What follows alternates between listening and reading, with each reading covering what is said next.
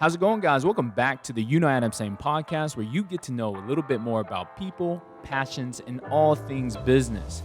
Today, I'm sitting with Shannon Ramsey of the Families For families. for Families. Yeah. Fantastic. And that's an organization that really focuses on foster care in the Statesboro area. Yeah, we actually have several offices around the state. Our home office is up near the Atlanta area, but this is one of our branch satellite offices here in the Statesboro area. Fantastic. Well, we're really happy to have you on the show. For me, it is a business podcast, and it might seem a little bit off that we have someone in the foster industry here, but I think that's extremely valuable. The things that your organization goes through.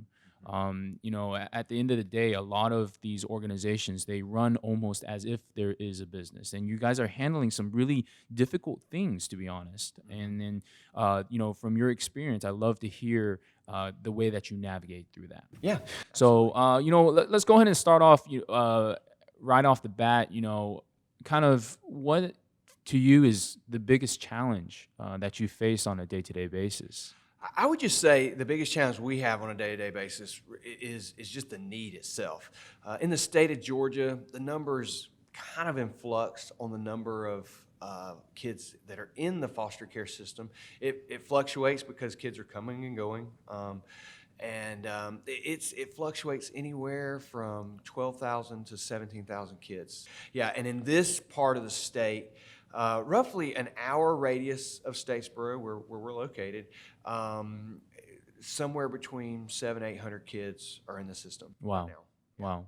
And so when you say in the system, what does that mean? They do not have a parental figure? So what that means is something traumatic has happened in their parents' lives, whether it be legal, whether it be just somebody saw something, whether it be it all comes back to legal, because basically what happens is kids are maybe seen in the community, maybe they have bruises on them, to get seen by a doctor, maybe by a teacher, what we call a mandatory reporter, and then someone investigates that from the state. Child Protective Services will come and investigate that, and if they find that there's some type of wrongdoing, maybe the child has been abused in some way, they see that these children are in need. That's one way. Another way is, this is probably a more dramatic way, is an altercation of some sort takes place in the home, maybe domestic violence of some sort. Police are called because of that domestic violence, and there's no one to care for those children. The Department of Family and Children's Services, DFACS, they're called in. They get a judge order to remove the children from the home, and then those children come into foster care at that point. And that can happen immediately. Matter of fact, I got a call last night at about 9 o'clock, and basically what I can share was there was 3 children, and evidently there was an altercation with another child in the home that, from what I was told, the other child had passed away, and so they were removing all the children from the home until they could figure out everything What exactly that happened. and so we were trying as an agency to find homes for those kids. Unfortunately, we were not able to, but another home was found. There's 2 ways. This kind of dives into a little bit more of the intricacies of what we do and how we relate Sure. to the state, but we're contracted with the state to train, license, and recruit foster families. And so the DFACS offices, when they don't have homes that they may have recruited or people who may have gone to them, they didn't reach out to us. And so it's a both and. Some folks are foster parents with the state, with DFACS in their local counties. Or they can come to private agencies like us, and we help facilitate that same thing. Kids are all coming from the same place. They all have a caseworker and a case plan that is working with the state. We just simply become another layer to that in a positive way. We really believe in a positive way to help navigate all the intricacies that go on with our staff that go on with case management, with the various cases that kids go on. I really kind of circled around a lot of those things that go on with the difficulties of it, but one, the sheer volume of kids that are out there, and the lack of homes that are out there as well. And that's a burden that we kind of carry. So do you face the foster children more or the foster families? Which side do you handle? Both and. So basically, we are on the front end of recruiting the families, and so once they are recruited and they're licensed, they go through a process to be licensed. We then get a call from DFACS, and a child comes into their home from DFACS. And we have a full-time case manager that helps to oversee the care for that family and for that child. So they know the case plan. They're making sure, our case manager, our staff is making sure that foster family is doing everything they need to stay in compliance with the state, but also to make sure that they're succeeding in that. A great example of that we do as a staff, and these are some things that we feel like is value added to the extra layer that we provide in support services. Today, one of our foster families has got to take some foster children to a doctor's appointment. They have a biological child in their home, a little 2-year-old. And so our case managers, they reached out. They said, hey, listen, I've got to take these 2 foster kids. Is there a way I could get a babysitter or is there somebody that can help me while I'm at the doctor's appointment? Her husband's at work, so it's just a challenge. Make all that work. So one of our staff is going to drive over and babysit her kids for a couple hours while she's taking those foster kids. That's right. Too. So that's just one facilitation. That's one piece of the facilitation, the support that we try to provide to our families and to the foster children. The other thing that we really place a high value on is caring for. It really kind of is a both and. It's caring for those children, but also caring for those families. So those children need to be cared for, but those families need to be cared for as well. And so one of the ways we do that is through an event we do every month. It's called a date night. So where the foster parents can drop off their biological children and their foster children through one of our partners, and we basically say, hey, go hang out and do what you need to for 3 hours. Okay. And so we're. I bet they take advantage of that. Oh, they do. No, they do. And they drop them off, and they're like, hey, there you go. And some of them, it's funny. They say, well, what do I go do? Because they've maybe not gone on a date in a while. That's right. And so we say, I don't care what you do. You can take a nap in the parking lot for all I care. But listen, we've got the kids, and go do what you need to do. And so yeah, we are working with all of them. We're working with the case plan for the children. We know what goes on. We know what the traumas are, so we know how to help the families get the training they need to support that. So it's all encompassed. You mentioned before the show started some entrepreneurial tendencies, and I can see that where you're creating some structures in there that pull people in. You want to have the exposure. For you, when you're working with these families and you're doing all these things, what are you doing it for? Like, how did you kind of determine like this is kind of like the path? Okay, so for me, our family, we're an adoptive family, so caring for orphans is a big deal. We adopted a child in our home. He's from China. Okay. And he came in I our like home. that. Oh yeah. Yeah. Very cool. I was talking about your Jade. Yeah. I picked some up while I was there. Very cool. Several years ago. Very cool. So he just turned 7 a couple weeks ago. And so he came in our home when he was 2. And so just caring for orphans. And you ask why, the why question for us. I'll be honest, the why question for us is because of our faith. It's because, we're Christians. We're followers of Jesus. We believe the Bible and what it says about loving others, caring for others, and caring for the orphans, caring for widows. And so we believe that. We take that to heart.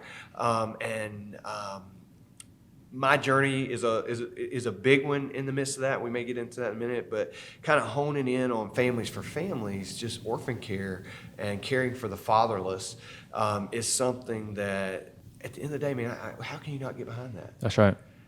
We want to support our families. You know, our why is because of our faith, and then also we want families to succeed in what they're doing. And a very sad statistic that is just in foster care in general, the average foster family basically lasts 1 year. And that really kind of equates to one placement in their home.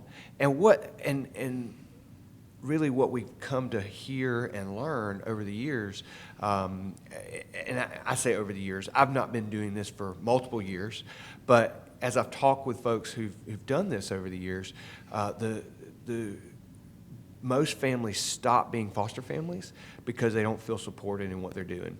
Because it changes your life, it rearranges everything, and they need to know they have support. Going back to what I said just a moment ago about how one of our foster families is trying to take foster children to a doctor's appointment, but needs someone to watch the other children, you know, because they're doing it on their own. They just need help. Sure. And there are little things that can be done.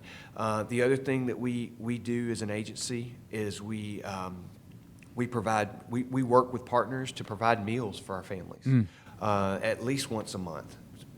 Most of the time, more than once a month. But you know, listen, a foster family, they're dealing with kids. They've been working. They've been dealing with kids. All these things. It's a huge blessing for a foster mom to not have to worry. If all they've got to do is throw it in the oven and heat it up, and dinner's ready. That's right. You know, and so those are things that we work to network and whatnot with. So. That why is so important. You know, I honestly think that you guys are dealing with some of the toughest issues out there.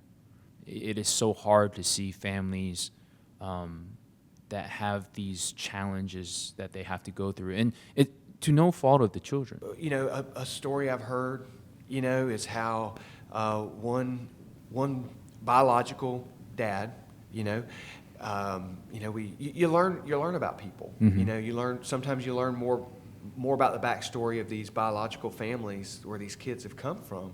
And, you know, one of the stories that we've heard is, you know, the dad, you know, I think he was a star athlete in high school, went to college, doing well, had a sports injury and got hooked on pain meds and then just spiraled out of control.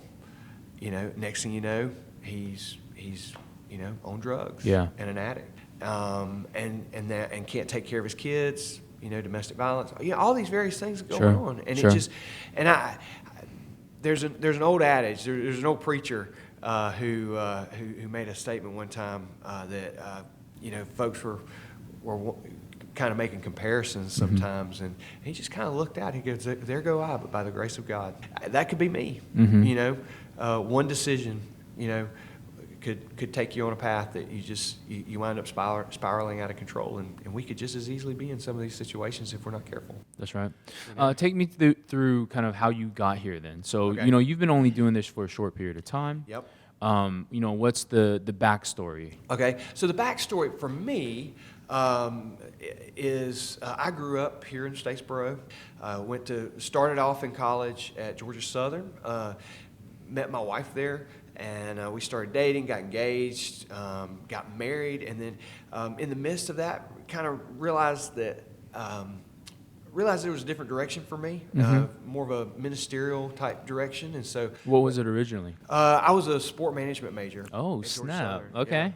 Yeah, it was cool. Did you play sports yourself? I did. So I played in high school. I played a little bit at Georgia Southern. Okay. I got to do summer practice as a recruited walk-on. Had some family stuff come up that I had to step out. But, Gotcha. So growing up here, though, man, to get to suit up and be in the blue and white game in July was like, or awesome. August was like so What position cool. did you play? I was an offensive lineman. Okay. I was the smallest one out there. Okay. So it was. They actually bumped me out to tight end because I was the smallest one, which in Georgia Southern's offense is just another blocker. At least back in the '90s, especially. More now too. It's still there a little bit now, but yeah. So absolutely, I loved sports and athletics. I was a jock. So something happened along the way to pull you to more just kind of. I felt like my direction needed to be more in a ministerial role. Okay. You know, some type of vocational, pastoral type ministry. So I went to Bible college. My wife and I moved and went to Bible college in the Panhandle of Florida. Moved out to New Orleans for just a little bit and went to seminary. I didn't finish my seminary there, but relocated back up to the Atlanta area where I went on staff full time as a youth pastor at a church. Started finishing up my seminary degree through an extension center there, and then in the midst of that, stepped out of vocational ministry and into business, where I met a guy who just, I'll be honest, just really kind of changed my life. He became he's been a lifelong friend, and we were in business together. It was a land clearing business, so this was back. We actually cleared land for development. In the big housing boom in the early 2000s, man, we cleared thousands of acres. Okay. And so we had heavy equipment, and I came in, and I was the business administrator, handled all the finances. Awesome. Worked with attorneys and So insurance. for ministry, or sports management. So the management aspect. Let's just go management. Okay. So management to ministry to land clearing. To land clearing. I didn't know anything about land clearing, but and honestly, I didn't really have a degree in finance of any sort, but I knew computers, and I knew software, and the software did all the work. Sure. I just started working with our accountants. We had a high-powered accountant out of Atlanta, and so they just started teaching me and training me how to interpret all the data and how to work with the data. And so I started just learning, on the fly for several years. And man, I'll be honest, we were making money hand over fist, during that time. But then this little thing called a housing crisis happened in 2008. Okay. It actually started for us at the end of 2006. We had a record year in 2006 with volume of gross revenues. Okay. And then kind of the way things worked in the season of our work is things would always slow down at Christmas. Those last couple weeks of the year, extremely slow. And then January, man, we kicked back in, full swing. Yeah, it just never came happened. back in So you saw it before it came in. Oh, yeah, we saw it way before it came. Because basically we were on the front end. Sure. So you have developers buying land, so then they're clearing the land, and then then builders come in and start building. Well, we started seeing projects just starting to go away at the end of December, and we were kind of like, okay, we'll get the next contract, but January just never came back. Never came back. Wow. And so in the midst of that, just before all of that happened, our heart began, my wife and I, we had 2 kids at the time, just started stirring for needs overseas. And so we just started gearing up, and we were actually, before everything went kapooey, we were in the process of transitioning out and going to go overseas. And we kind of got delayed in that process. And I don't want to talk too long about this, but long story short, we ended up overseas for about a decade. Wow. Where? We were in the country of Bangladesh, just doing Christian ministry work there. Part of my responsibility as well, going back to the business, I ended up overseeing. We had a relief agency. The organization we were with had a relief agency there, and so we were doing relief to a country that desperately needed it. And so we ended up doing flood relief. We did refugee work. How did that relate? So is this inside of the land clearing? No, so this is after that. Yes, so okay. We were kind of sensing this shift to go overseas before land clearing stuff started collapsing. So just before everything started collapsing, we were beginning to see, okay, we need to. It wasn't that we saw land clearing going away. It was just a natural thing. Sure. That was starting to happen. You guys were becoming more and more involved in those types of things. Yeah, we were going overseas on our Understood. own, and so we were like, what, I think we're going to transition, and so we moved. Yeah, it was a mess. That's it was wild. It was not easy. It was very incremental. Man, that's another story for another day. But just got to be overseas and live in that environment, a very challenging environment, but at the same time very rewarding at the same time. But got to do relief work again, doing food relief. We were doing various humanitarian projects. The last 2 years that I was there, we were doing a refugee work because there was from a neighboring country, from Myanmar. There was a group of people called the Rohingya. Roughly 800,000 people fled into Bangladesh in about a 60 to 90-day period of time. The largest refugee camps on the planet are right there in Bangladesh. So it's still there. So when you say that you worked that, what does that mean? Like you are So helping. I began partnering with other relief agencies and the United Nations. We were getting, we were at the table talking about, hey, what are some needs in these camps and how can we meet those needs? One of the major projects we did was basically a solar light project, street light project. One of the camps, we kind of found a camp. We were a smaller agency, so I mean, there were big boys in there playing with big budgets, and we only had so much to work with. But we kind of found a niche and found a smaller camp that we or group or area that we could do some good in. And they told us, they said, you know what? This area at night, there's no lights really, and when you get into those, there's no electricity. Right? Right? Yeah, there's very little electricity. Most of them had these little solar powered lanterns or stuff that they would use at night. But long story short, we put in well over 100 of these solar panel street lights throughout one of these camps. Put them at major intersections along the pathways, and what we began to learn was it was a security thing for women and children and others, because when people would go out in those little alleyways at night and there's no light, I mean, it got very dangerous when you have very desperate people. And so some of the crime, we'd say crime, there was nobody really policing anything, but some of those threats and those things began to go down very quickly after that. And we got to do some other distribution type things within that camp. And so I was doing that. We began to see some transition again after a decade. Began to see some transition in our family, needing to come back to the States with our family. And so we began to. Okay, so we're like, okay, we're going back. We'd really like to go back to Statesboro. All of our family's here. My wife's family's here. My family's here. Our kids had never lived next to Grandma and Grandpa, and so we're like. So were they born in Bangladesh? So two of them were born here in the States. So they were 8 and 6 when we went overseas. We adopted our youngest. Okay. We adopted him while we were overseas. He was 2 when he came in our home. He just turned 7 about a week ago, and so. So we're transitioning back, trying to find, hey, what do we do? What's our next step? I looked at maybe some pastoral ministry or something like that, but the guy that I told you that I became friends with in that land clearing business, I'll be honest, he's got a story of his own, but he lost everything. He was the entrepreneur, he was on the hook for everything, and that business is there's a lot of money, but there's also a lot of tractor payments involved in that. And those things aren't cheap. And so he ended up going through a journey, but he became a foster parent during that 10 years while I was away. And fostered and then eventually adopted two little girls out of foster care. And he began to see, I think I'd like to do this. And so he started, he's an entrepreneur. So he started a roofing company so that he could have the liquid cash to start his foster agency. So that's what he did. So he started Families for Families that way, and he used all the excess money to start Families for Families. And so again, he and his family visited us a couple times while we were overseas.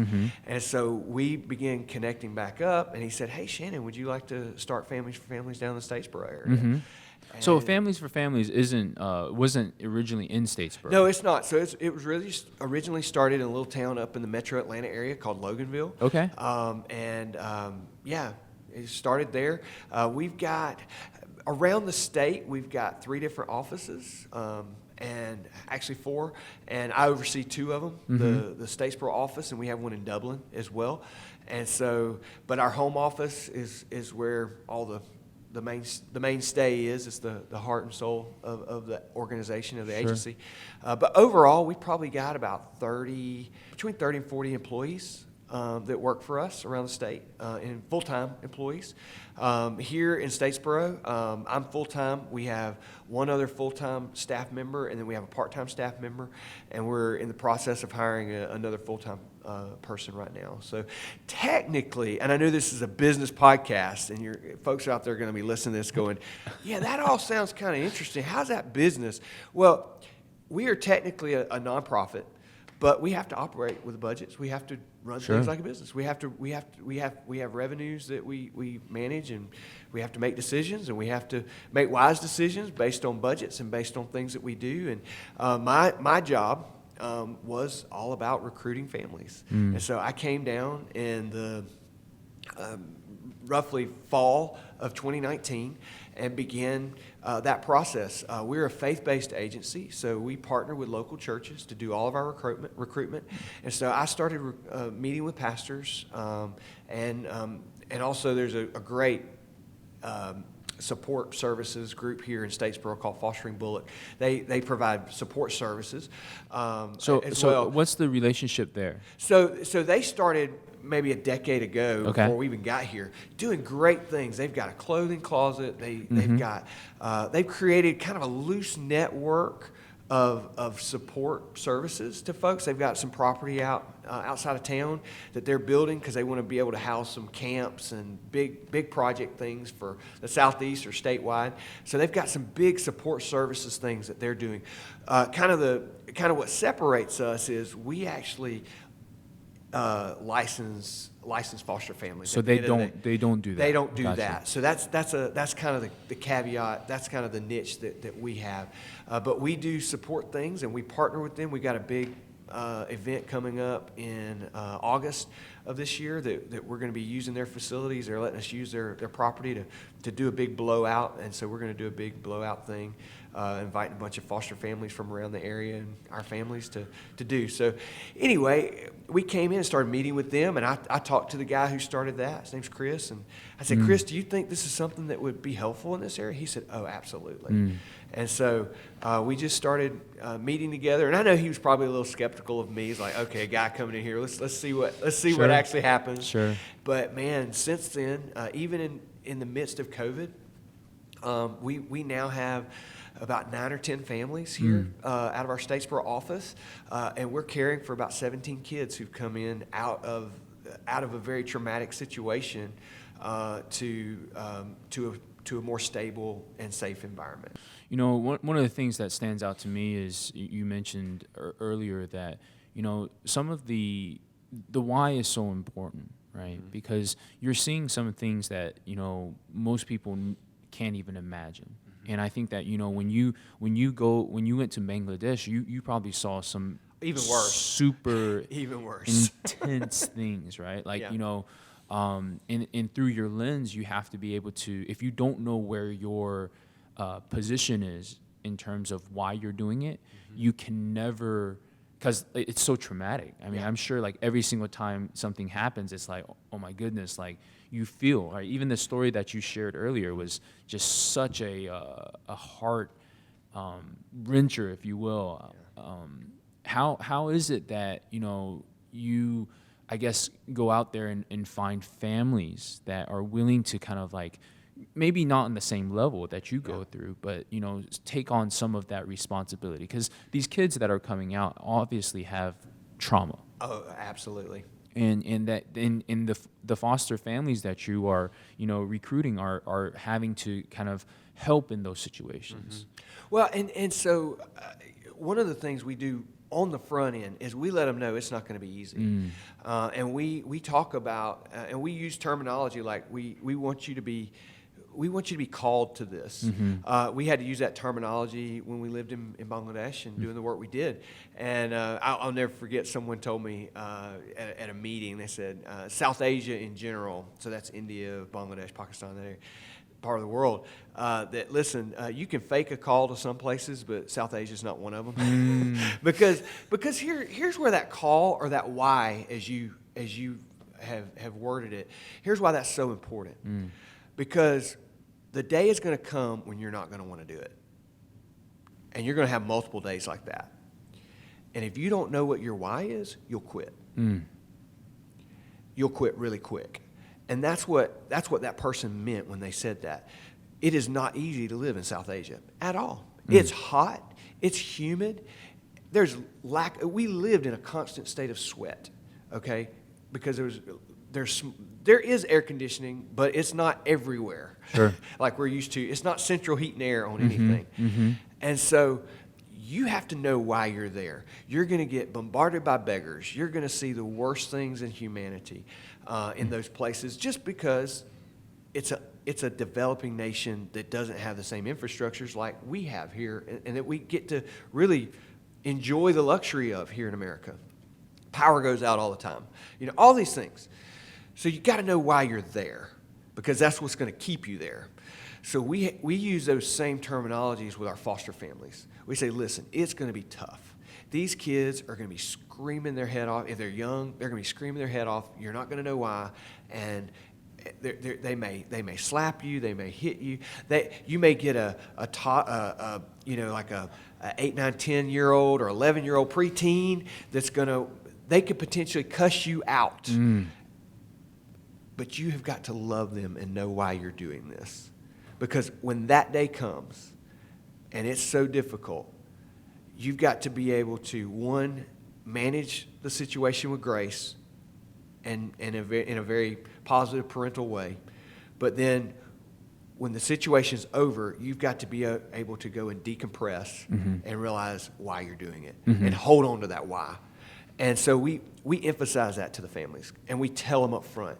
One of the things I did learn about living overseas, and the organization I was with helped me with this. And sometimes this is very simple, but we don't really talk about it enough, I feel like. The greatest frustrations in life come from unmet expectations. They come from unmet expectations. You expect A to happen, B happens, and you get ticked off, or you get disappointed, or whatever. And so we try to set the expectation so that people are pleasantly surprised when A doesn't happen, or when B doesn't happen. Sure. We say A is going to happen, and B may be the positive. And so when B happens, you're like, wow, A didn't happen. Really? Gotcha. This is easy. Yeah. So it's all about setting those expectations. Listen, when I lived in Bangladesh, it was expected the power was going to go out every day at some point. Every day, not at the same time, different parts of the day. And I'll never forget, my kids were in an international school. They're doing their little work. The light goes out. Nobody flinches. They just keep going to work, all this stuff. You sit in your restaurant today, Sure. and the lights go out. The internet is slow, and I'm already like, what's going on here? Or whatever. Or the light. What happens if the lights go out in your place? Everybody freaks out. Yeah. Like even if it's just a little bit, like just even at just all. a flicker. Man, we've had power go out for 2 minutes, 5 minutes, 15 hours. Yeah. So again, expectations. We react when we have proper expectations. So we try to set the expectations properly as best we can with our families. How has going through all these experiences changed you as a person? I would say they've chilled me a little bit. I used to be really uptight in a lot of ways, and sometimes I don't even realize it. But going back to that whole expectation thing, I try to just be as chill. I'm just a little bit more chill, just because I'm like, okay. That's just the way it is. Yeah, it's just like, okay. Now what? Well, we lived, again, we say we lived in a state of sweat in South Asia. We also lived in a state that Murphy's Law is always going to happen. Sure. If it can go wrong, it will go wrong. Gotcha. And so when those things happen, you got to know how to pivot, and you got to know how to do it with grace, really, because otherwise you're going to go nuts. So tell me a little bit about kind of like the future. What do you have coming up for the organization? So the organization is growing. I mean, we've been able to work remotely over this last year. Part of that's just been because of COVID. Sure. We didn't have to do a whole lot of in-person stuff, but we've grown to the point where we're about, like I said earlier, we're about to hire another full-time staff member, and so that's on the horizon. We've also got we're in the process of getting an office, so we're going not be, working remotely anymore out of our homes or out of local coffee shops. Three Tree is my de facto office. They've blessed us. I've talked to Philip. I said, I think we're your best customer right Nice. now. I love that. So I spend more money there every month than I think anybody else probably. Anyway, yeah. So we're in the process of trying to get an office and situate that to create a little bit more stability, and just grow. Unfortunately, when our business is good, that means something else is very bad going on. And so, unfortunately, that bad stuff is going on, and these kids are in need, whether we've got homes or not. 2 weeks ago, my email and phone was going off the hook. I couldn't keep up with all the requests I was getting from the local DFACS offices, and I didn't have homes for those kids. Yeah. That didn't mean there weren't some and some weren't found, but we want to be the first call for those folks. And so we work very hard to just say, hey, if this is something you would consider, please consider it. And we'd love to help you navigate that. And so... Well, Shannon, I do want to appreciate you spending some time with us. I want to thank you for all the work that you do. I know that how challenging, the position that you are in the stress and the things that are put onto your plate. I think you sit in a position that not many people are willing to do. And I from deep down I do appreciate that. But yeah, I just wanted to again thank you for your time and your effort in helping Bullock and the community around you be a better place. Yeah, thank you very much. And listen, we're glad to do it, and we just want to serve any way we can. And Adam, thank you for having me on and just getting to tell the story and getting the word out. Cool. Right. I appreciate it. Thank you very much. Thank you.